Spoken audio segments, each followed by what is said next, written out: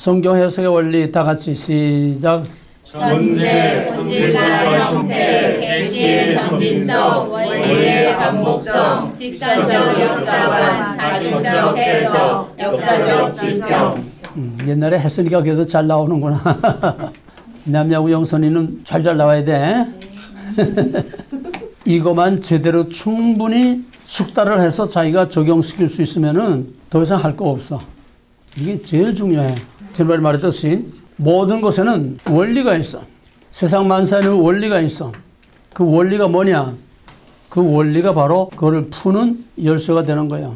자연에는 자연의 원리가 있고, 역사에는 역사의 원리가 있고, 인생에는 인생의 원리가 있고, 나라는 국가는 국가의 원리가 있고, 그 원리가 바로 모든 것을 풀고 해결하는 열쇠와 키가 되는 거예요. 그러면 국가의 최고의 원리는 뭘까? 헌법이지. 그러면은 그 국가의 크고 작은 모든 문제는 헌법이 열쇠야. 헌법대로 하면은 다 풀리고 해결이 돼. 문제는 그 헌법을 바로 쓰느냐, 바로 쓰지 못하느냐. 모든 법이라는 건 다 코골이 귀골이야.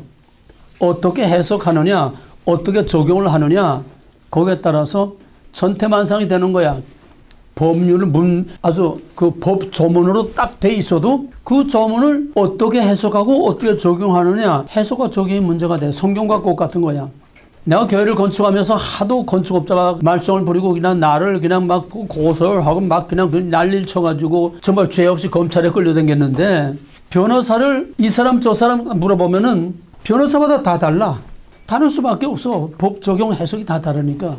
그리고 변호사들도 큰 덩치들은 변호사가 직접 좀 이렇게 법조문도 좀 이제 찾아보고 뭐 하지만은 앵간한 보통 민사 같은 거 앵간한 것들은 전부 사무장이 다 해. 헌법은 국가의 기준이 돼야 돼. 대통령도 그 헌법에 적용이 돼야 돼.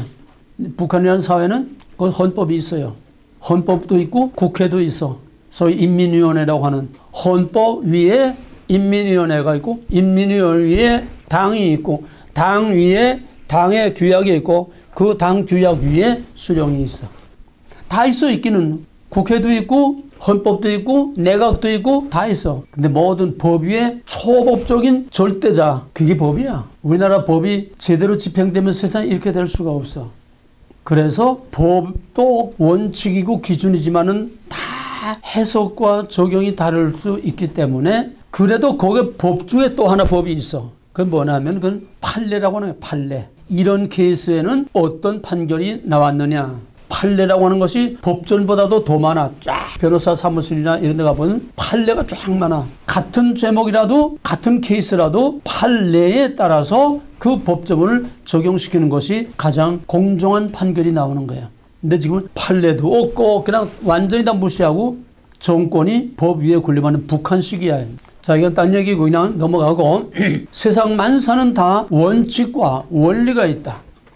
그 원칙과 원리가 모든 것을 풀고 해결하는 키가 되는 것이고, 그 키가 바로 작동될 때는 그 사회가 바른 건전한 사회가 되고, 그 키가 바로 작동되지 못할 때는 그 사회가 엄청난 오늘과 같은 아노미 현상이 오게 되는 겁니다. 똑같아요. 성경도 똑같아. 성경에도 원칙과 원리와 기준이 있어. 이 기준대로 적용이 되고, 이 기준대로 해석이 되고, 이 기준대로 시행이 되면은 그 교회는, 그 시대는 가장 건전한 완전한 그런 교회와 그런 사회와 그런 시대가 되는 거예요. 성경으로 말하면은 유일하게 구약에서 그런 시대는 다윗 왕국 시대뿐이야. 전에도 후에도. 다윗 왕국은 하나님의 법대로 하나님을 섬겼고, 하나님의 법대로 그 나라를 통치하고 있다. 원칙, 원리. 그게 하나님의 왕국의 한 모델 케이스로 하나님이 그렇게 만드셨지만은, 그것이 무너질 때에 결국은 그 다윗 왕국도 무너졌습니다. 세상 만사는 다 원리와 원칙이 있다. 바로 이 성경을 푸는 가장 중요한 것은 바로 성경 해석의 원리라는 거예요. 지난번에 말했지만은 하나님이 인간이 알 수 없는 하나님의 그 크고 놀라운 비밀, 하나님 자신의 Who God is, 하나님이 누구며 우리가 누구며 세상이 뭐며 성경이 뭐며 역사가 뭐며 모든 것을 우리에게 알려주는 그 계시에, 즉 성경을 주신 그런 계시를 주실 때에는 그거를 열고 풀고 이해하고 깨달을 수 있는 키를 주는 게 너무나 당연해. 그지? 차를 사주면 차를 이용할 수 있는 키를 주는 게 마땅해.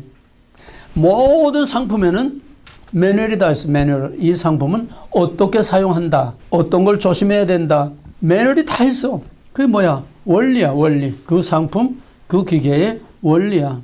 근데 가장 상식적인 이 문제가 가장 어처구니 없이 지금 무너지고 있는 것이 바로 세상은 다 관두고 교회, 성경의 원리가 완전히 다 무너지고 있어. 무너지는 숫자 성경 원리가 없어. 세계적으로 그 명문 대학들이 많고 유명한 신학교이 많고 유명한 그런 학자들이 그렇게 많은데도 성경의 원칙과 원리가 다 무너지고 있는 거야. 바로 이것이 지금 말세 종말이 임박한 종말의 어쩔 수 없는 현실입니다. 항상 내가 이야기하지만은 오늘 이제 본론으로 들어갑니다. 해석의 원리에. 한국은 볼 수 없는 것을 볼 수 있게 하는 나타난 형태 샘플이에요. 우리는 한국은 언제나 우리가 하는 이 훈련, 영적인 훈련, 해석의 원리, 이 모든 것에 교과서라고 하는 거, 교재. 오늘의 한국 상황은 교재야, 교재. 그래서 그걸 정확하게 알아야 돼. 성경 해석의 원리. 다시 한번 다 같이 시작. 존재, 본질과 형태, 계시의 점진성, 원리의 반복성, 다중적 역사관, 다중적 해석, 역사적 질병. 네, 지난번에 성경 해석 원리 대충 그냥 몇 가지를 쭉 했는데 거기에 다중적 해석까지 얘기하고 역사적 지평은 설명을 못했어요. 다중적 해석은 1차적 해석은 성경에 기록된 역사적 사실 자체, 성경 본문 자체 1차적 해석이야. 성경을 해석하려면은 성경 본문 자체를 충분히 읽고 충분히 그거를 연구해서 본문 자체를 충분히 알아야 돼. 한국의 홍정일 목사라는 사람은 설교 준비하기 위해서 설교 본문을 최소한 20번 이상 읽는다고 그러더라고. 그 뻔한 얘기 아니야, 성경 본문? 그럼 뭐 몇 절 안 되지 않아? 그거를 최소한 20번 이상 읽는다는 거야. 왜? 본문 자체를 충실하게 이해를 해야지. 본문 자체를 그냥 수박 고닫기를 쓰게 해놓고 그냥 제 말을 그냥 거기다 갖다 붙여가지고 제 말을 성경은 절로 가라고 제 말을. 대부분의 설교들이 다 성경과 동떨어진 자기 말을 하기 때문에 성경 본문에서 이탈하지 않기 위해서 성경 본문을 그만큼 충실히 읽는다는 거예요. 그럼 우리를 말하면 뭐요? 우리 말하면 두란노 성경 공부하기 전에 성경을 충실히 읽어야 돼. 창세기 하면 창세기를 또 몇 번 들으면서 또 자꾸 읽고, 출애굽기 하면 출애굽기 강의를 들으면서 출애굽기 자꾸 읽고 1차적인 텍스트 자체를 충분히 이해를 해야 된다는 겁니다. 이게 어디서나 안 돼. 그 다음에 2차적 해석은, 그러니까 1차적 해석은 뭐냐? 1차적 해석은 형태입니다. 문자, 사건, 사람, 스토리, 형태예요, 전부. 본문 자체는 다 나타난 형태, 나타난 사건, 나타난 이야기, 나타난 문자, 다 형태입니다. 2차적 해석은 예수 그리스도를 통해서 나타난 영적인 실체, 예수 그리스도를 통해서 나타난 영적인 실체. 3차적 해석은 그리스도께서 다시 오심으로 이루어질 종말론적 성취. 최소한 성경은 이 3차적 해석을 전부 다 1차, 2차, 3차 해석을 다 해야 그 다음에 메시지가 나오고 대답이 나오는 겁니다. 그리고 그거로 끝나게 되면은 이거는 강 건너 불교용밖에 안 돼. 그거를 4차, 5차 우리 나라에 또는 교회에 우리 개인의 가정에 실제로 현실에 적용시킬 때에 4차적, 5차적, 6차적 해석이 거기에 나와야 되는 겁니다. 현실 적용이 안 되는 거는 그거는 뜬구름같이 그냥 흘러가는 카더라 얘기밖에 안 돼. 오늘 설교들은 전부 다 카더라야, 카더라. 남의 말 하듯이 카더라야. 각자 개개인에게 적용이 안 되는 거는 그거는 생명이 없는 메시지입니다. 왜 스데반이 설교할 때 돌을 날아와서 스데반을 피투성이를 만들어 돌로 쳐 죽였습니까? 왜 바울이 복음을 전할 때 바울을 죽이지 못해서 그렇게 유대인들이 쫓아다니면서 그렇게 야단들을 하고 그랬어요? 왜 예수를 죽였습니까? 공자왈 맹자왈 그런 얘기만 했으면 그 사람은 그런가 보다 하고 말하는데 현실에 적용을 시키기 때문에 죽인 거예요. 오늘 목사들이 왜 뜬구름같이 딴소리만 하고 먼 산 쳐다보고 신라의 달밤 노래 부르듯이 현실 적용이 없고 그저 카더라 하는 남의 말 하듯이 왜 이렇게 합니까? 현실에 제대로 적용을 시키면은 돌이 날아오니까 도전을 하면 도전을 받으니까 도전을 안 하려고 여리저리 피해다니면서 듣기 좋은 소리, 도전 받지 않을 소리들만 골라가면서 마약 장사와 같이 진통제만 팔고, 그래서 거기에는 하나님도 없고 거기에는 하나님의 구원의 생명이 없는 겁니다. 성경 해석은 원리가 있다. 그 원리가 지금까지 한 존재, 본의와 형태, 계시의 점진성, 원리의 반복성, 직선적 역사관, 다중적 해석, 그 다음에 마지막에 역사적 지평이란 뭐냐. 다중적 해석이 뭔지 알겠어요? 역사적 지평이란 뭐냐. 역사적 지평이라는 거는 내가 그 역사, 그 현장에 들어가서 그 역사에 그 인물이 되어서 그 현장을 보고 이해를 하라는 거예요. 무슨 말인가 하면은 유대인들이 예수를 십자가에 못 박아 죽였어. 나쁜 놈들. 선지자들이 그렇게 예언을 해놓고 그렇게 그 백성들이 도탄 가운데서 메시아 오기를 그렇게 고대하고 기다렸는데 그렇게 기다리던 약속된 자기 메시아를 저렇게 죽여? 그게 아니라는 거야. 우리는 재판정에 판사의 자리에 앉아서 역사를 그렇게 판단하고 정죄하고 역사를 남의 일 다루듯이 그렇게 하지 말라는 거예요. 내가 죄인의 그 입장이 되어서 내가 죄인이 돼서 판사가 아니라 죄인이 되어서 그 현장에 대해서 그 성경에 있는 그 역사 현실 속에 들어가서 내가 그 인물이 돼서 그 인물을 이해하라는 거예요. 남의 말 하듯이 카더라 하는 식으로 하지 말라는 거예요. 야곱이면 야곱, 아브라함은 아브라함. 하나님의 말씀을 객관화하지 말라는 거예요. 남의 일처럼 보지 말라는 거예요. 그럼 하나님께서 아브라함에게 아브라함아 너 갈대아우를 그걸 떠나서 내 본토 친척 아비 집을 버리고 떠나 내가 지시할 땅으로 가라. 그건 아브라함 이 얘기가 아니라는 거예요. 내가 그 아브라함이 돼서 그 상황에 대해서 내가 지금 원준아 너 보따리 싸가지고 여기서 떠나라. 네. 어디로 갈지는 아직 몰라. 어디로 가라고 약속이 없어. 아직 보이지도 않고 아직 약속이 없어. 내가 앞으로 너한테 말할 거야. 무조건 보따리 싸가지고 무조건 유호를 짐 다 싸가지고 떠나라. 어디로 가요? 동으로 가요? 남으로 가요? 말 없어. 떠나라.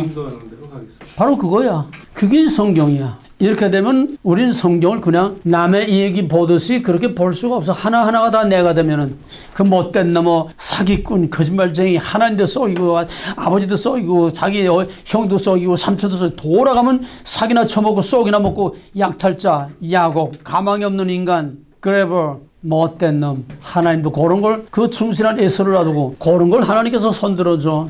그게 아니고 내가 그 야곱이 되라는 거야. 내가 그 야곱이 될 때에 야곱의 이 얘기를 내가 그 스토리를 이해할 수 있고 야곱의 입장에서 그 야곱 스토리를 재해석하라는 거예요. 이게 역사적 지평이야. 그러면 우리가 예수를 십자가에 못 박아 죽인 그 유대인들을 우리가 정죄하는 판사의 입장에 정죄할 수가 없어. 우리는 지금 2000년의 갭이 있어요.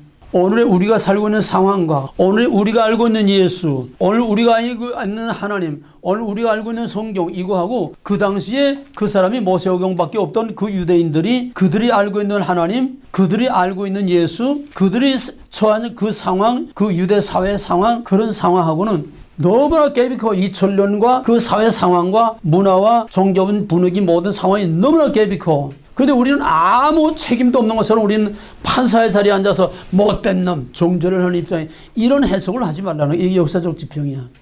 내가 2000년 전에 그 유대 사회에 그 속에 들어가서 그 사람이 돼서 그 인물이 돼서 그렇게 하려면은 바로 그 시대 상황에 대한 역사적 상황을 전부 다 연구를 해서 배경에 깔고 그들이 어떤 상황이길래 예수를 죽이려고 그랬고 어떤 상황이길래 모든 걸 다 버리고 예수를 따라다녔느냐. 그 시대의 문화와 그 시대의 사회상과 그 시대의 그 백성들이 처한 그 암담한 상황을 충분히 이해해야 예수를 이해할 수 있다는 거예요. 이게 역사적 지평이야. 백그라운드에 그 역사를 깔아놓고 내가 그 역사 속에 들어가서 그 역사 속에서 내가 그 역사를 해석을 하라는 거예요. 역사 속에 들어가서 역사의 현실 속에 들어가서 내가 그 역사의 인물이 돼서 그 역사를 이해하라는 거예요. 다시 말하면 정죄하는 판사의 입장에서 성경을 해석하지 말고 2000년 전, 3000년 전의 이 얘기나 그런 성경의 이 얘기를 완전히 객관화시켜서 남의 일처럼 제3자의 입장에서 정죄하고 판단하는 그런 판사의 입장이 되지 말고 따뜻한 역사에 대한 따뜻한 애정을 가지는 거예요. 역사에 대한 따뜻한 애정을 가지고 그 상처 많은 그 시대의 그 사람들의 그거를 품에 안을 수 있는 그런 마음으로 그 역사 속에 들어가서 내가 그 인물에 대해서 정말 따뜻한 사랑으로 그 사람들을 이해함으로써 비로소 왜 그럴 수밖에 없었느냐, 왜 예수를 죽이라고 할 수밖에 없었느냐. 그렇다면은 나나 여러분이나 예외 없이 지금 데모하는 것처럼 주먹을 불끈 쥐고 저 예수 죽여, 저 예수 죽여 소리 질렀을 거라 이거야. 왜? 거기 예루살렘까지 따라간 사람들은 보통 열성적인 사람들이 아닙니다. 정말 집안도 다 내던지고 예수님 제자만이 아니라 예수를 줄렁줄렁 따라다니던 사람들이요. 모든 생업이고 가족이 다 몰고. 왜? 엄청난 새로운 시대가 올 것을 기대하고. 그가 그런 능력을 가지고 그가 왕이 될 때는 저 로마 제국을 다 때려 물리치고 정말 위대한 다윗 왕국과 같은 태평성대에 영광스럽고 풍요롭고 자유로운 그런 세상이 올 것이라고 하는 큰 기대와 꿈을 가지고 예수를 따라다니는데 예루살렘에 들어가자마자 살도 못 돼가지고 내권에 묶여가지고 이리저리 끌려다니면서 노란하는 꼬락선이 보니 싹새 노랗다는 거 아니야? 억울하지 않아? 예수에 대한 그 기대가 어쩌고 예수님이 저렇게 포성줄을 묶여가지고 질질 끌려다니면서 멸시와 조롱을 당하고 매를 얻어 터져도 끽소리 못하는 저걸 우리가 믿고 지금 몇 년 동안 이렇게 따라다니는데 생각을 해봐. 얼마나 분통이 터지겠는가. 역사적 지평이라는 거는 그 역사를 냉엄한 판사 입장에서 정죄하는 그런 식의 해석을 하지 말고 남의 일처럼 객관화시키지 말고 자기 일처럼 그 역사를 그 상황을 따뜻한 심정으로 그걸 받아들이면서 따뜻한 조명을 그 속에 들어가서 내가 그 역사를 이해하라는 게 참 어려운 겁니다. 바꿔 말하면은 내가 남녀의 어떤 문제를 다룰 때에 제3자의 입장에서 이래라 저래라 이러면 안 된다 이래야 된다 상담을 할 때 특히 그래요. 상담을 할 때 제3자의 입장에서 말하기 쉬워. 내가 그 사람의 입장이 돼서 내가 그 사람의 상황에 들어가서 내가 그 사람이 돼서 그 사람과 상담을 해야 진정한 상담이 되는 거지. 이래라 저래라 하는 거 누가 못해? 그게 어려운 거야. 그러니까 상처의 치유를 받지 못한 사람은 남을 치유할 수 없다는 겁니다. 자, 그러면 이제 본격적으로 들어가서 성경 해석의 대전제, 지난번에 한번 책을 비보세요. 성경 해석의 대전제. 성경 해석의 대전제는 성경을 주신 목적입니다. 성경을 주신 목적이 성경 해석의 대전제예요. 그거보다 더 우선하는 건 없어요. 성경을 주신 목적이 뭐요? 후가르지에 대한 대답, 하나님 대답 뭐? 주권자. I am the sovereign. 내가 하늘과 땅과 우주 만물을 창조했고 인생의 생사업과 역사와 모든 것을 만들었고 내가 있게도 없게도 하는 절대적인 주권자라고 하는 하나님이 주권자라고 하는 것을 모든 인간들에게 알게 하기 위해서 성경을 주셨다. 이것이 하나님의 주권, 그거보다 우선하고 그거보다 중요한 건 있을 수가 없어요. 성경에서 가장 중요한 거는 하나님의 주권이 우선해야 그 다음에 문제가 이제 나오는 겁니다.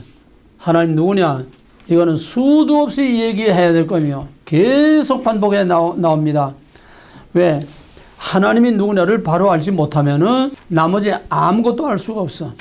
하나님이 누구냐를 바로 알 때에 그 다음에 그 하나님 앞에선 내가 뭐냐 하는 자기의 존재와 자기 정체성을 알게 되는 겁니다. 하나님이 누구냐가 왜 중요하냐? 하나님이 누구냐 하는 하나님의 정체성, 하나님의 본질, 하나님의 아이덴티티가 확실하게 정립이 돼야 하나님의 그림이 딱 그려져야 그 하나님의 이미지, 그 하나님의 본질이 확실하게 정립이 돼야 그 하나님이라는 거울 앞에선 내 모습이 드러나게 되는 겁니다. 옛날에는 이제 우리나라 한 60년대 아니 70년대 그 무렵까지도 우리나라 유리공업이 처음 이제 인천 유리가 처음 이제 시작되는데 이 그 큰 거리들 가게 되면 상가에 그 쇼윈도들이 다 큰 유리들 아니에요? 예? 그러면은 그 쇼윈도 앞으로 이렇게 지나가면은 유리들이 올라가니까 내가 춤을 추는 순간 길어졌다 뚱뚱해졌다. 예? 유리가 바르지 못하니까. 그저께 모스에서 타겟에 갔다가 이제 그 옷도 이렇게 걸린데 거기 이제 거울이 있어. 큰 거울이 있어. 그 앞으로 지나가면서 보니까 우리 집사람이 앞에 가고 내가 이 거울이 사람을 아주 늘씬하게 만드는데 그래서 다시 가서 서보니까 야 너무 늘씬해 내가. 그다음 이상하게 기다란 건 아니고 아주 너무 늘씬해. 그래야 옷을 입어보고 적 보고서 늘씬하면 옷을 살 거 아니야. 그렇게 만든 거야. 의도적으로 그렇게 만든 거야. 패션이나 이런 데 가게 되면 거울들이 조명도 환히 좋고 그 거울들이 3면경 4면경 이래가지고 정말 그럴싸하게 보이게 만들어요. 근데 거울에 속으면 안 돼.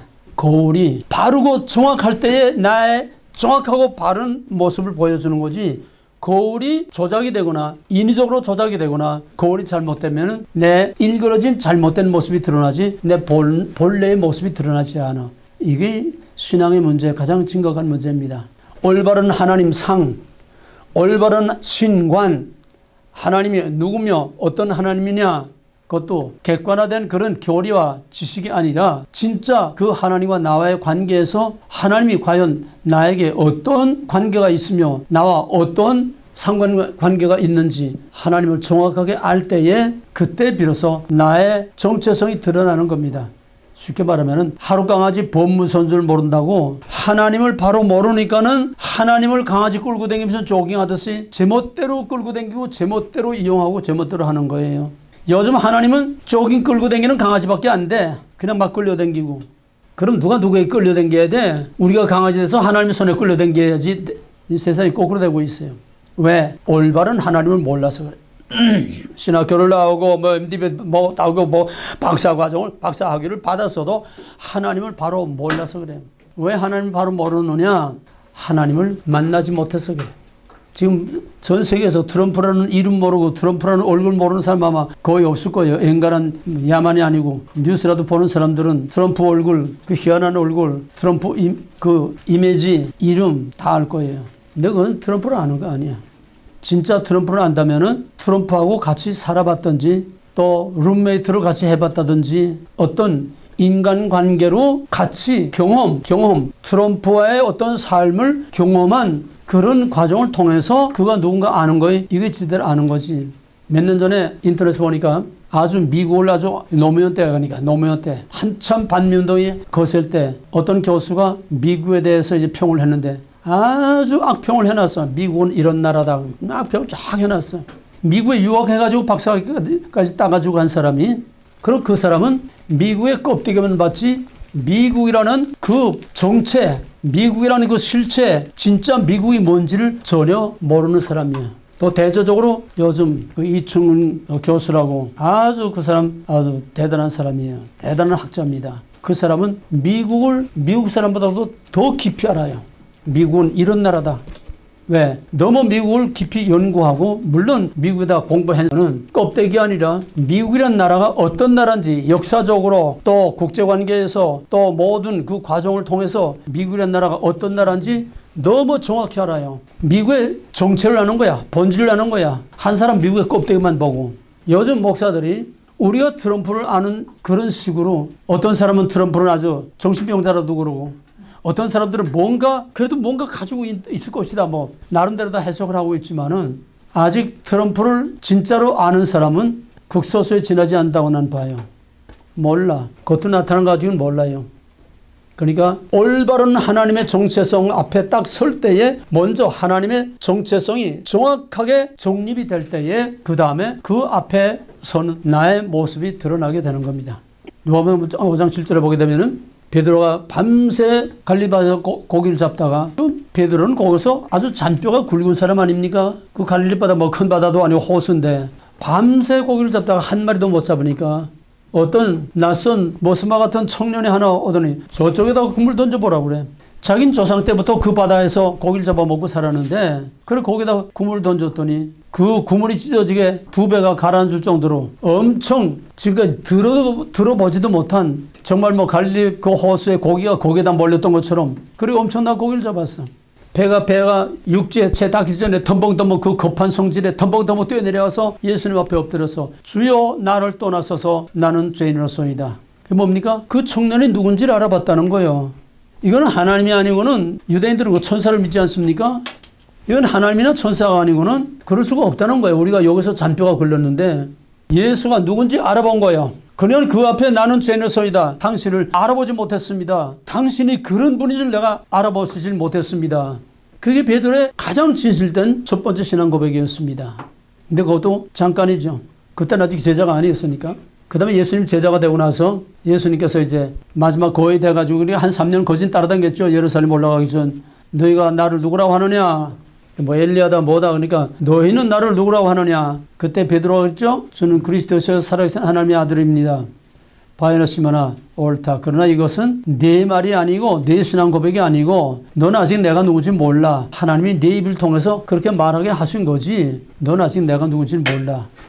내가 이제 장로들에게 고난을 받아야 되겠다. 내가 이제 죽을 것이다. 그러니까 주여 절대로 그럴 수 없습니다. 우리가 있는 한은 그럴 수 없습니다. 절대로 주님 죽도록 놔두지 않을 가만 안 있을 겁니다. 그러니까 뭐라고 그랬어? 사탄아 내 들은 물러가라. 내가 하나님의 일을 생각해. 내가 하나님의 일을 하기 위해서 죽으려고 하는데 너는 못 죽게 하면 너는 사탄이 아니야.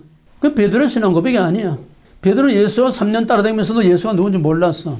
그런데 이것을 우리는 오늘 우리들의 사도신경 신앙 고백의 가장 중요한 핵심은 Who Jesus is. 예수가 누구냐? 예수는 하나님의 아들요 신성, 또 우리를 구원할 기름 부음 받은 자 그리스도.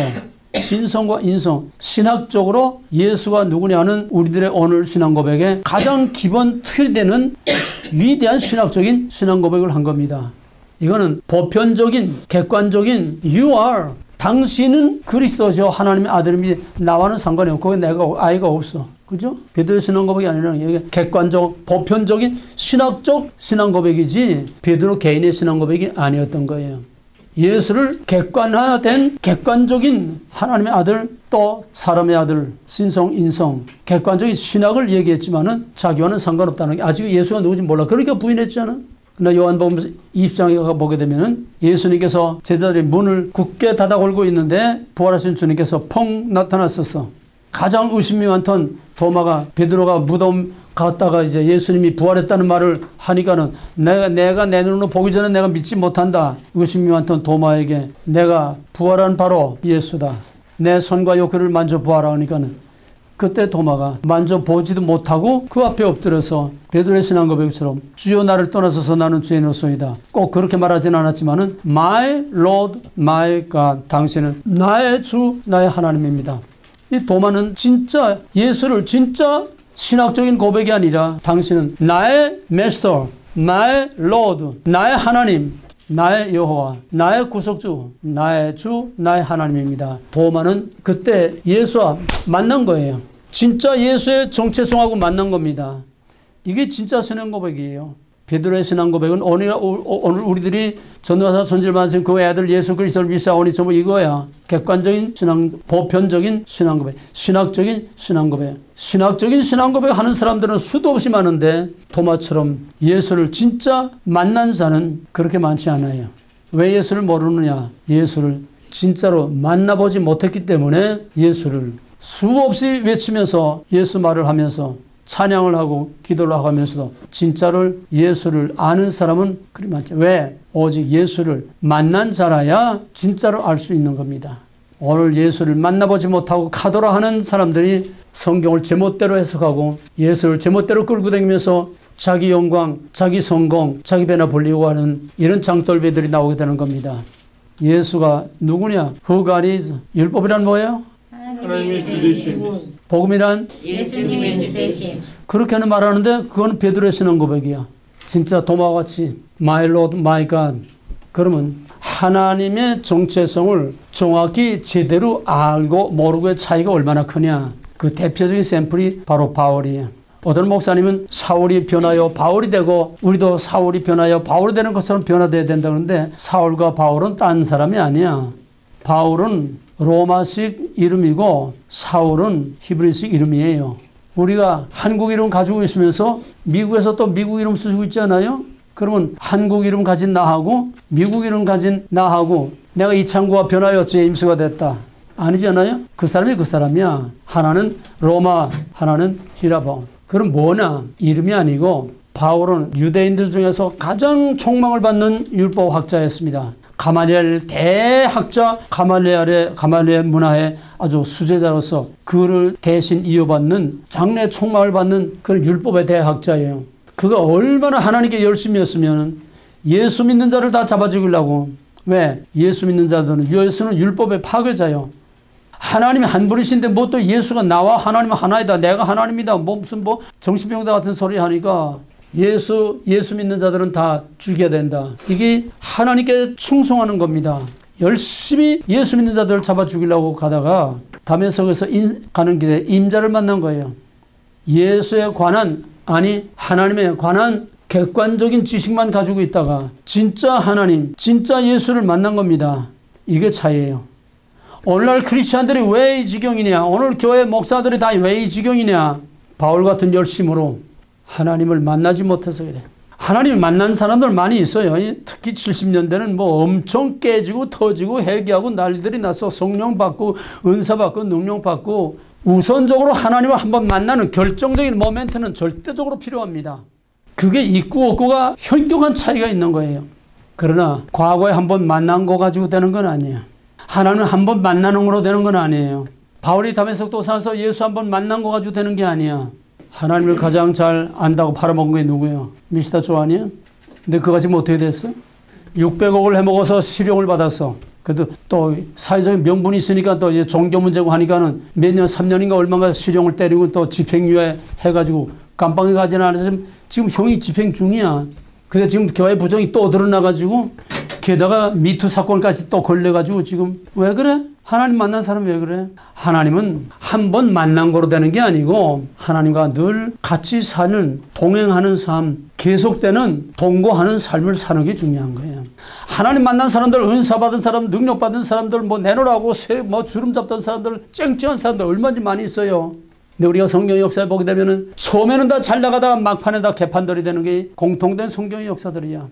하나님을 안다는 건 그게 아니야. 하나님을 안다는 거는 하나님하고 같이 사는 거야. 하나님과 같이 사는 거야. 인격적인 관계로 같이 동거하는 거야. 이게 하나님을 진짜로 아는 거야. 그러나 무엇보다도 결정적으로 만남의 사건이 있어야 돼. 오늘날 하나님의 종들이 하나님을 너무 모르기 때문에 성경을 제멋대로 갈갈이 찢어 자기 유리한 대로, 자기 편한 대로 성경 읽어놓고 자기 이 얘기, 사람들이 듣기 좋아하는 얘기, 그래서 꽃 같은 성경 가지고 희한한 세상이 되고 있는 겁니다. 하나님이 누구냐, 그걸 올바로 알리는 것이 성경인데 성경만 가지고는 안 돼. 성경을 읽는다고, 성경을 연구한다고 하나님은 연구의 대상이 아니에요. 하나님은 지식의 대상이 아니야.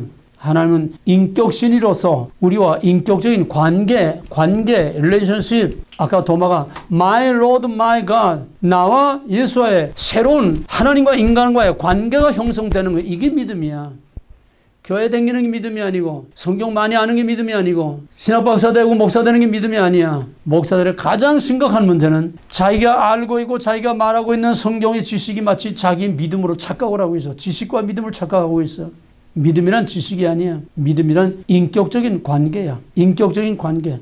부부간에 살아도 항상 똑같은 그런 상태는 아니야. 상태가 항상 어떤 때는 야야 막 보기 싫고, 어떤 때는 또 못 견디고 또 사랑스럽고. 하나님과의 관계도 그런 인격적인 관계로서 하나님과 밀치고 땡기고 치고 받고 엎치락뒤치락 하면서 하나님과 다투고 싸우고 같이 울고 같이 웃으면서 같이 사는 거, 이게 진짜 믿음이지. 거룩하시는 하나님 영광 받으시옵소서, 거룩 찬양 영광 속 따르고 겉 따르고, 그거 하나님 아는 거 아니야. 먼저 하나님이 누군가 하는 하나님의 정체성이 정확하게 서지 않으면 나머지는 전부 다 가짜가 된다는 거. 가장 우선하는 것이 하나님이 누구냐 하는 것을 알아야 되는데 지식으로 아니야. 하나님과의 만남과 관계와 그런 인격적인 관계 속에서 같이 사는 거, 그게 아는 거예요. 하나님을 바로 안다면 그 앞에서 거짓말할 수 없고 그 앞에서 허튼 소리 할 수가 없어. 하나님을 안다면 항상 두려워 떨림으로 조심할 수밖에 없어. 이게 성경 해석의 대전제는 하나님이 누구냐를 바로 아는 것이다. 하나님 누구냐를 바로 알면은 도마와 같이, 처음 베드로가 예수 봤을 때와 같이 My Lord, My God, 자기의 정체성이 드러나. 올바른 하나님의 정체성, 올바른 하나님이라는 정체성의 거울 앞에 설 때에 내가 아무리 치장하고 위장하고 뭐 아무리 뭘 해도 빨가벗은 몸같이 그 앞에 나의 진짜 모습이 드러나게 돼. 그래서 하나님 만나고 예수 만나면은 거기서 깨지고 회개하는 역사가 일어나지 않을 수 없는 거예요. 그래서 그 하나님과 항상 동거하는 삶을 살면은 항상 옷을 빨듯이 내 마음과 영을 정결케 하고 회개하고 항상 몸가짐을 다시 가다듬으면서 옷깃을 여미고 살 수밖에 없어. 두렵고 떨림으로 살 수밖에 없어요. 하룻강아지 법무선전받다가 하나님을, 바른 하나님을 알지 못하니까 제멋대로 하나님의 이름을 팔아먹고 하나님의 이름을 제멋대로 불러대면서 죄하고 싶은 짓 다 하면서 I'm okay, you're not okay 하면서 그러면서 하나님의 이름을 팔아먹는, 이게 오늘의 현상이에요. 하나님을 바로 알면은 나의 올바른 정체성이 드러난다. 나의 올바른 정체성이 드러날 때에 올바른 하나님의 정체성과 그 앞에 드러난 올바른 나의 정체성이 드러날 때에 그때 하나님과의 릴레이션십이 이루어지는 거야. 이건 실질적인 문제지 이론적인 문제가 아니야. 내가 주 이름을 선전해서 귀신 넣고 많은 권능했나 별의별 짓을 다 했어도 정말 벌거벗은 몸같이 하나님과 나와 서로 마주 대하는 관계가 없다고 하면 그건 전부 다 빈 껍데기. 그가 무슨 일을 했든지 I don't know, get out 쓰고 버림받는 케이스가 되는 겁니다. 성경에서 대전제는 하나님이 누구냐, 그 다음에 하나님 누구냐를 알면 그 다음에 내가 누구냐를 알게 되고 내가 누구냐를 알게 될 때에 하나님과의 올바른 관계가 이루어지고 올바른 관계가 이루어질 때에 나를 통해서 또 하나님을 통해서 하나님이 이루시는 그 목적과 뜻을 같이 행할 수 있는 하나님의 동력자가 되는 겁니다. 내용을 다시 정리하면은 성경 해석의 대전제는 하나님의 주권, 하나님의 주권에서 뭐가 나오느냐? 하나님의 백성. 하나님의 백성은 하나님의 주권에서 나와. From God to God, by God for God in God. 구원은 하나님에서 나오는 거다. 하나님의 백성은 하나님의 주권에서 나오지. 다른 데서는 하나님의 백성이 나올 수 없고 천하범사에 예수의 이름 외에 구원 얻을 만한 이름을 주신 일이 없나니 오직 하나님 백성은 하나님에게서 나와 하나님의 것이 되는 겁니다. 하나님 백성 만들어서 뭐 하느냐? 하나님의 왕국을 세우는 거다. 성경 해석의 대전제는 주권, 백성, 왕국. 주권, 백성, 왕국. 하나님의 주권으로 하나님의 백성을 만들어서 하나님의 왕국을 이루는 것이 인간 창조의 목적이요 또 우리를 구속하신 구속의 목적이요 성경의 목적이다. 주권, 백성, 왕국. 주권, 백성, 왕국. 성경 해석의 대전제는 하나님의 주권, 백성, 왕국. 결국 모든 우리의 기도나 신앙에 가장 우선하는 것은 하나님의 주권입니다. 주님께서 우리에게 가르쳐 주신 기도, 하나님이 누구냐 하는 하나님의 주권을 확인하는 겁니다. 기도는 우리가 뭘 달라고 비는 게 아니에요. 그건 샤머니즘, 복이나 비는 기복신앙. 기도는 하나님께 뭘 달라는 게 아니야. 물론 우리가 하나님의 자녀면 당당히 구하라고 그랬어요. 마태복음 7장 7절에서 구하라 주실 것이요 찾으라 열릴 것이요 두드리라 열릴 것이라 구하라 찾으라 두드리라 주겠다고 그랬어요. 구하라고 그랬어요. 그러나 거기에 제일 중요한 거는 7장 12절에 골든 룰 황금률 세상에서도 많이 이용하는 겁니다. 그게 뭐냐? I'm not okay, you are okay. 구하기 전에 기도의 전제 조건은 하나님이 누구냐? 하나님의 주권자 되심을 먼저 인정하고 대접해 드리면서 달라고 구할 때에 그 기도가 응답되고 이루어지는 거라는 거예요. 결론이야, 결론. 결론이지만 그게 선결 조건이야. 먼저 대접을 받고자 하는 대로 먼저가 뭐야? 기도보다 먼저 우선 first 기도에 앞서서 우선 하나님이 누구냐를 먼저 올바로 그 정체성을 바로 세워서 하나님의 주권을 인정하고 하나님이 죽게도 살게도 하나님이 강하게도 약하게도 하나님이 있게도 없게도 하시는 하나님이심을 그 절대적인 주권을 인정해 드리면서 그렇게 해 줄 수 있는 하나님으로 내 기도에 넉넉히 이루어질 수 있는 하나님으로 믿고 대우해 드리면서 기도를 하라는 거예요. 하나님의 절대 주권이 우선되지 않는 기도는 받을 생각도 하지 말라고 그랬어요. 그 골든 룰이에요. 먼저 you are okay, I'm not okay. 나는 할 수 없습니다. 당신은 다 할 수 있습니다. 당신은 주실 수 있습니다. 당신은 살릴 수도 있고 죽일 수도 있고 있게도 없게도 당신은 다 할 수 있는 절대적인 주권자이심을 먼저 인정하고 고백하고 그거를 진심으로 인정하고 고백하면서 하나님께 구하라는 겁니다. 그 제자들이 요한의 제자들은 기도를 하는데 우리는 뭐 어떻게 기도해야 됩니까? 가르쳐 주시지 않으니까 예수님께서 가르치신 기도가 뭐예요? 결론부터 말하면 한마디로 하나님의 하나님 되심을 인정하는 신앙의 고백이에요. 하늘에 계신 우리 아버지요. 하늘에 있다는 건 누구예요? 하늘에 계신하면 그 누구예요? 하늘이라는 건 제일 큰 신이야. 제일 큰 거야. 하늘 이상 큰 건 없어. 이 세상에서 하늘 이상 큰 건 없어. 그래서 중국에는 황제를 천재라고 그러잖아. 천재. 제일 큰, 그래서 하늘이라는 걸 하늘을 신으로 이렇게들 우러러 섬겼습니다. 하늘보다 큰 신은 없어. 하늘보다 큰 건 없어. 하늘은 무한대니까. 그건 뭘 말하느냐? 하나님의 위대하심, 하나님의 크심과 위대하신 하나님의 창조의 주권을 인정하는 창조의 주권을 인정하는 그 하늘에 계신 하나님이라는 거예요. 하나님보다 큰 신이 없어. 하나님보다 더 위대한 어떤 존재도 없어. 하나님의 크시고 위대하신 창조의 주권을 인정하고 시인하고 고백하는 전능하사 천지를 만드신 하나님 아버지를 내가 믿사오며 꼭 같은 신앙 고백이야. 근데 그 하나님, 그 크신 하나님이 뭐냐? 우리의 아버지라는, 우리 아버지.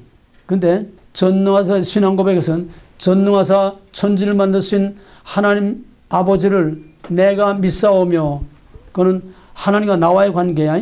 신앙은 하나님과 나와의 관계야. 근데 주님께서 가르치신 기도는 하늘에 계신 나의 아버지여 왜 그러지 않고 우리 아버지라고 했느냐? 이거는 하나님을 자기 하나님만으로 독점하지 말라는 거예요. 에? 자기 욕심대로 자기만을 위한 하나님으로 독점하지 말라는 거예요. 공동체의식. 거기는 구속 언약에 의한 모든 언약 공동체의 한 공동체를 말하고, 또 하나는 창조 언약에 근거한 모든 인류들 모두의 하나님이요. 동심은 구속 언약 안에 있는, 언약 공동체 안에 있는 우리들의 하나님일 뿐만 아니라 하나님도 창조의 주권자로서 공중의 새와 까마귀와 들의 백합화도 먹여 입히시는 모두의 하나님이야. 하나님을 개인적으로 독점하지 말라는 게, 요즘 기복신앙처럼 그런 복타령 하지 말라는 거야. 하나님은 나만을 위한 하나님이 아니야. 우리 모두를 위한 하나님이라고 하는 거.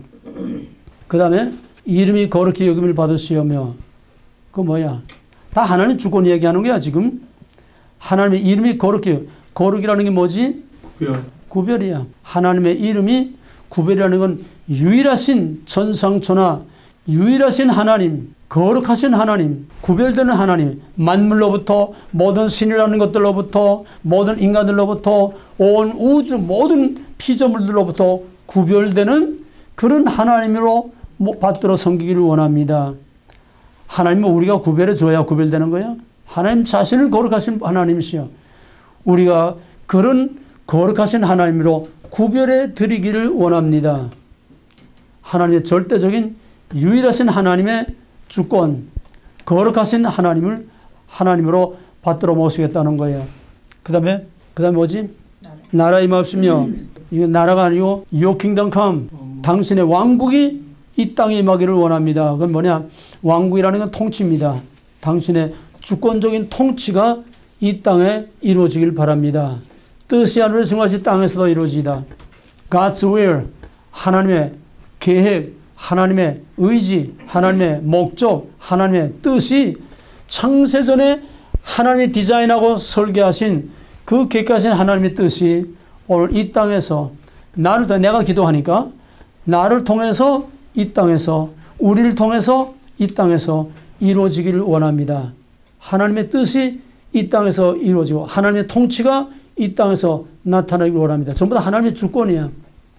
그 다음에 일용할 양식, 우리에게 일용할, 그 다음에 이제 먼저 하나님을 하나님답게 골든 룰, 대접을 받고자 하는 대로 먼저 남을 대접하라 이거야. 예? 하나님을 하나님답게 먼저 대접해 드리고 그 다음에 우리의 필요를 구하라는 거야. 오늘날 일용할 양식을 주었으며, 일용할 양식이라는 건 왜 이렇게 일용할 양식으로 했느냐? 이 미국도 이렇게 풍요로운 게 이렇게 오래지 않았어요. 미국도 2차 대전 이후에 50년, 60년 그때 넘어오면서 조금씩 이제 나아지기 시작했지. 미국도 엄청 힘들게 살았습니다.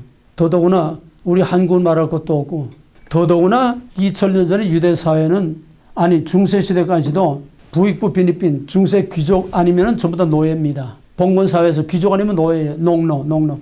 죽을 때까지 옷 한 벌 가지고 평생 살아야 하는, 옷 한 벌 가지고 추나추동 평생 사는 그런 노예였어요. 중세 시대까지.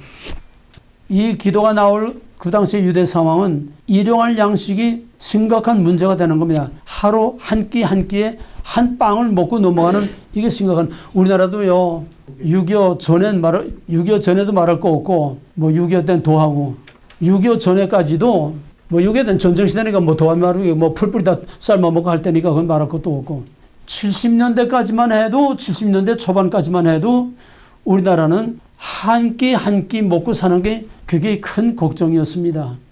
가난한 사람들은 대박으로 한 끼 한 끼 대박으로 사다 먹었어요. 하루하루 대박으로 사다 먹었어요.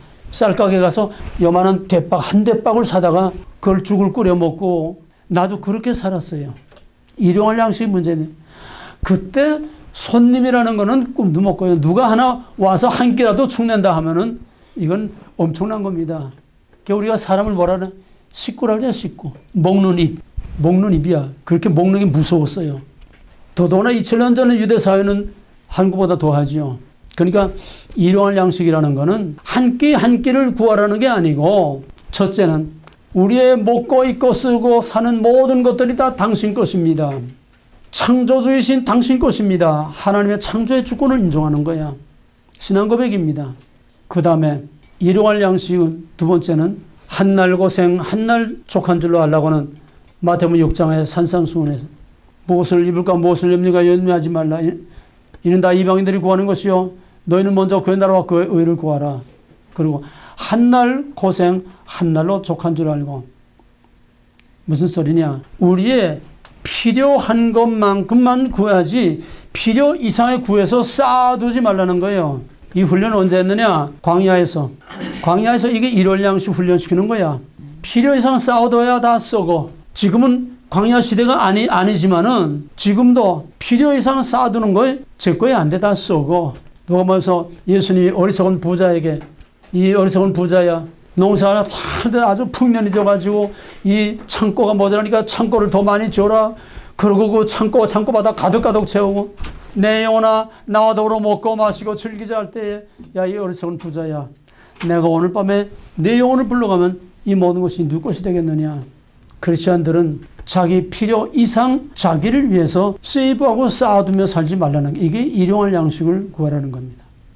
마이가 포가 인간 하나님으로 말미암아 살라는 거예요. 이게 진짜 크리스천의 삶이에요.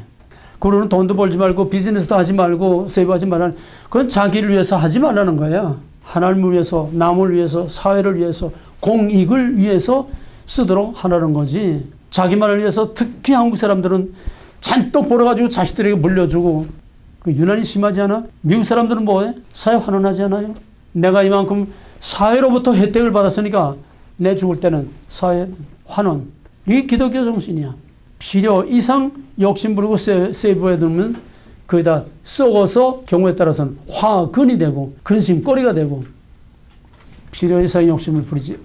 한날 고생 한날 족한 줄 알고 하나님의 창조의 주권자, 공중의 새와 들의 백합화를 먹이고 입히시는 하나님을 믿고, 전적으로 하나님을 말미암아 하나님 안에서, 특히 하나님께 헌신된 사람들은 특히나 그래요. 이것이 바로 미국의 정신의 밑불입니다. 함께 더불어 미국의 부를, 미국 혼자 독점하지 않고 미국의 부를 온 세계 재난 지역에, 가난한 사람 전쟁 지역에 온 세계에 퍼주고 나누어주는, 이게 지구상의 유일한 미국의 독특한 문화, 도네이션 문화. 내가 어떤 프리스쿨 교실에 들어가 보니까, 어떤 교회에 가서 그 프리스쿨 교실에 한쪽 코너에 이렇게 바구니에 거기에 뭐 깡통도 있고 이게 뭔가 했더니 도네이션 코너예요. 프리스쿨에서부터 도네이션 문화를 평범한 생활화를 프리스쿨에서도 가르쳐. 미국에 한번 신문 내는 거 보니까 미국의 중산층들, 보통 거죠. 평범한 중산층들이 1년에 도네이션을 얼마나 하니까 평균 3,000불 도네이션 한대. 이게 미국의 문화야. 나와 우리 때의 사람들은 6.25 때에 미국의 구제품 없으면, 미국의 깡랑 옥수수 우유가루 없었으면 살아남지 못했어요. 세계 수많은 재난 지역이 미국에서 먹이고 입히고 약을 보내주고 고쳐주고, 이게 미국의 기독교 문화예요.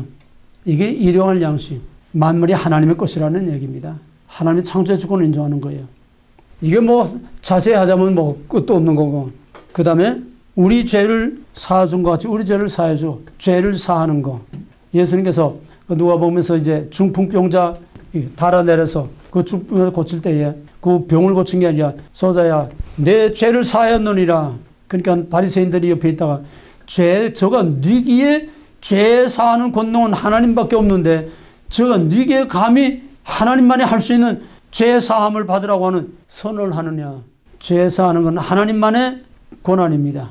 왜? 모든 죄는 직접이든 간접이든 알고 하든 모르고 하든 큰 죄든 작은 죄든 전부 죄란 뭐라고 영어에서 배웠지? 죄란 하나님 자기 주장 하나님의 주권 거부. 모든 죄는 하나님의 주권을 짓밟는 거니까 다 하나님께 지은 죄야. 그러므로 하나님 밖에는 우리 죄를 용서할 자가 아무도 없어. 우리의 죄를 사하여 주어서 하는 것은 하나님만이 우리의 죄를 사하고 우리를 구원해 줄 수 있는 속죄, 사죄의 유일한 권한을 가지고 있는 주권자라는 주권에 대한 신앙 고백이에요. 그럼 우리를 시험에 들게 하지 마옵시며, 그건 뭐냐? 여기 시험이라는 건 템테이션입니다. 우리 한글은 그냥 구별 없이 시험이라는 말이 사용되고 있는데 그때 케이스가 다 다릅니다. 우리 한글로 표현되어 있는 특히 신약성경에서 우리 한국말로 번역되어 있는 신약성경에서 시험이라는 거는 세 가지 경우입니다. 첫째는 테스트. 우리 학교에서 시험 본다면 그 시험이야. 예? 우리의 실력을 테스트해보는 거, 우리의 믿음을 테스트해보는 거. 우리는 다 시험을 해야 됐어요. 창세기 22장에 보게 되면 여호와께서 아브라함을 시험하여 가라사대 이삭을 바치라. 아브라함을 테스트한 거야, 이거는. 그 다음에 또 하나는 야고보 1장에 보게 되면 너희가 시험을 당할 때에 온전히 기뻐하라 그랬어. 그건 뭐냐? 트라이얼, 시련, 고난, 훈련. 우리말로 다 시험이에요. 그 다음에 또 하나는 마태복음, 여기서 주님과 잘 기도에 있는 우리를 시험에 들게 하지 마옵시며, 이건 템테이션입니다. 이건 뭐냐? 함정에 빠지게 하는 거예요. 유혹에 걸려서, 올무에 걸려서 거기에 걸려들게 만드는 거. 그건 하나님이 해요? 뭐가 해요? 사탄. 이건 템테이션은 마귀가 하는 거예요. 트라이얼, 하나님께서 사탄을 통해서 우리를 흔들고 우리에게 시련과 고난과 연단을 주고 우리의 꼬리를 꾹꾹 찌르고 사탄을 통해서 하지만 그건 하나님이 허락해서 하는 거죠. 그 다음에 직접적으로 하나님이 아브라함을 테스트한 것처럼 하나님이 테스트합니다. 그러나 우리를 걸려 넘어져서 망하게 하는 것은 템테이션은 절대로 하나님은 못해. 하나님 우리를 함정 파놓고 기다리고 이 동산 가운데 있는 나무 이 열매는 먹지 말라. 이 템테이션이 아니에요.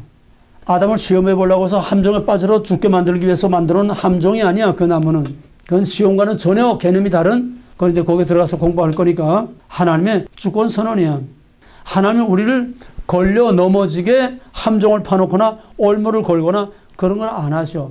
우리를 넘어지게 하는 거는 바로 사탄입니다.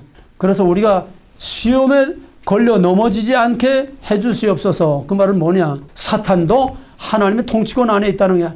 영적인 통치권을 말하는 거야. 사탄도 하나님의 통치권 안에 있고 우리가 사탄의 유혹에 걸려 넘어지는 것도 아담이 그 여자가 뱀에게 속아 넘어지는 것도 다 똑같은 거야. 그 뱀은 템테이션한 거야. 여자를 템테이션해서 걸려 넘어지는 것도 하나님이 걸려 넘어진 게 한 게 아니고 걸려 넘어지는 거를 하나님이 못 본 척 모른 척 하나님이 허용하신 거야. 그건 거기에 들어가서 공부할 거예요. 그러나 직접 하나님이 우리를 걸려 넘어지게 하는 거는 아니고 그거는 템테이션은 전적으로 사탄의 전유물입니다. 그래서 야고보 1장 1절에서는 트라이얼, 우리가 시련을 당할 때에 낙심하지 말라. 그러나 12절에 와서 1장 12절에 와서는 하나님은 무엇에게 시험을 당하지도 않고 유혹을 당하지도 않고 유혹을 당하지 않는다는 뭐냐? 하나님이 마귀에게 함정에 걸려 넘어져서 거기에 빠져들지 않는다는 거예요. 그 누가 더 커? 하나님 더 크신 거죠. 마태복음 4장 예수님이 40일 금식하실 때에 굶주리고 배가 고플 때에 마귀가 와서 시험했지 3번 템테이션이야. 템테이션 했지만은 예수님이 거기 걸려 넘어지지 않고 천하 모든 영광을 다 내게 주리라. 걸려 넘어지지 않고 사탄아 물러가라. 하나님은 절대로 사탄의 템테이션에 걸려 넘어지지 않는다. 야고보 1장 12절에서 하나님은 누구의 시험을 당하지도 않고 또 누구를 템테이션 하지도 않는다는 거예요. 우리를 걸려 넘어지는 하는 거는 하나님이 하도 완악하니까 하나님이 허용하심으로 마귀 올무에 걸려 넘어지는 걸 못 본 척하고 그걸 뭐라 그러지? 간과 묵과. 하나님이 직접 걸려 넘어지게 하는 건 아니라는 거예요. 그게 무슨 소리냐? 우리를 걸려 넘어지게 하고 뭐하고 하는 이 사탄도 하나님의 수중에 있다는 거예요. 조깅할 때 개를 끈에 매가지고 다니듯이 사탄도 하나님의 끈에 매여 있어. 하나님의 끈을 늦춰줬다 당겼다 하지만은 하나님의 허락 없이는 절대로 우리가 사탄의 유혹에 넘어지지 그래서 우리가 사탄의 유혹에 넘어가지 않도록 우리를 깨우쳐 주시고 우리를 붙들어 주시옵소서. 영적인 통치권을 말하는 거예요. 그 다음에 결론으로 찬양, 나라와 권세와 영광의 아버지께 영원히 하나님의 절대 주권을 찬양하고 하나님 대신 합당한 주권에 합당한 대우를 해드리는 신앙 고백이에요. 사도신경 신앙 고백 똑같아. 전나서 전제만세 하나님 아버지 신앙 고백이에요. 창조 주권자에 대한 신앙 고백. 예수 그리스도의 우리의 생명, 우리의 죽음, 우리의 구원의 생명의 주권자 되시는 복음, 예수의 주 되심을 고백하는 거예요. 성령을 믿사오며 성령의 자세한 설명은 없지만은 성령의 영적 통치권을 고백하는 성부, 성자, 성령에 대한 신앙 고백, 삼일체 하나님께 대한 신앙 고백, 그의 사도신경 신앙 고백. 그러니까 뭐든지 우리는 다 하나님의 주권, 하나님의 통치권, 하나님의 주권자 되심을 인정하는 것이 우리 신앙의 대전제요, 성경 해석의 대전제요. 그 다음에 Who I am, 나는 누구냐, 우리는 누구냐, 그 하나님 앞에 우리는 시편 95편에 있는 것처럼 우리는 여호와의 기르시는 양이요, 시편 23편에서 여호와는 나의 목자시니 내가 부족함이 없습니다. 우리는 하나님의 기르시는 양, 하나님은 우리를 살게도 죽게도 우리의 모든 생사복을 주관하시는 나의 목자, 하나님과 나와의 관계, 믿음이란 관계, 기도도 하나님의 주권을 전제로 한 관계, 성경 해석도 하나님의 주권이 전제되지 않고는 절대로 올바른 해석이 나올 수 없다는 것. 그래서 하나님과 나와의 바른 관계가 이루어지면 뭐 하느냐? 나로 하나님의 백성, 우리로 하나님의 백성 만들어서 하나님의 왕국을 이루는 것이 창조의 목적이요, 아들을 보내서 우리를 구속하신 구속의 목적이요, 성경을 주신 목적이요, 주님 다시 오시는 목적. 모든 성경의 목적은 주권, 백성, 왕국. 주권, 백성, 왕국. 이 기본 세 개의 기둥, 여기에 서지 못한 것은 전부 다 가짜, 전부 다 무너지는 머리 위에 세운 사상두각 같은 거예요. 주권, 백성, 왕국. 그 틀 밖에서는 절대로 하나님이 올바른 하나님 말씀이 될 수 없고 전부 다 거짓, 가짜. 그래서 오늘 이 시대에는 하나님의 주권도 미싱, 그 앞에 선 하나님의 백성으로서의 하나님과의 정말 인격적인 만남과 동거하는 삶으로서의 관계도 깨진, 더더구나 하나님의 왕국이 아니라 이 땅에 살기 좋은 세상을 만들자고 하는, 이게 오늘의 신학이요, 오늘의 교회요, 오늘의 설교요, 오늘의 우리의 교회의 현실입니다. 성경에서의 대전제, 주권, 백성, 왕국. 이건 전 성경을 흐르는, 이 땅에서만이 아니라 영원히 하늘과 새 땅에 영원히 하나님, 백성, 왕국. 이건 전 성경뿐만 아니라 우리 신앙과 인생의 궁극적인 목적이고 영원한 하나님의 목적과 계획입니다. 대전제. 오늘 이게 다 미싱이 되어 있어요. 이게 다 미싱이 돼. 주권도 없고 백성도 없고 언약도 없고 거룩도 없고 왕국도 없고. 그래서 오늘은 정말 창세기 1장 2절에 흑암, 혼돈, 공허와 깊은 가운데 있는 카오스, 아노미 현상, 무법천지, 무질서의 암흑천지가 되고 있는 겁니다. 이것이 오늘의 현실.